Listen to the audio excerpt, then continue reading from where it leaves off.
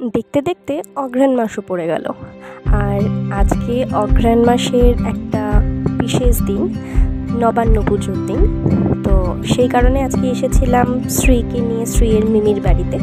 তো এসে দেখি মা অলরেডি পুজোর জোগান জাতি করা শুরু করে দিয়েছে, আর শ্রীও নিজে ঘরের মধ্যে ঘুরছিল আসার পরে।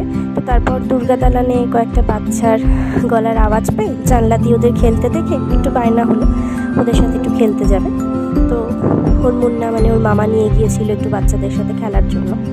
তো যতক্ষণে ঘুরে শ্রী এলো বাড়িতে ততক্ষণে মায়ের পুজোর গোছানো একদম কমপ্লিট।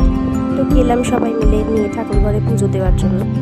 প্রথমে মিমির কোলে বসেই পুজো দেখছিল। তো তারপরে ঠাকুর ঘরে নিজে ঢুকে মাথা নিচু করে প্রণাম করে হাত জোর করে নমস্কার করে তারপর বসলো। এই পুজো কমপ্লিট করে তারপর নবান্ন প্রসাদ নিয়ে আমরা আবার সবাই মিলে উপরে ঘরে এলাম। আপনারা সবাই জানাবেন কার কার নবান্ন প্রসাদ খেতে কতটা ভালো লাগে। দেখা হবে আবার পরের ভিডিও। ততক্ষণের জন্য টাটা।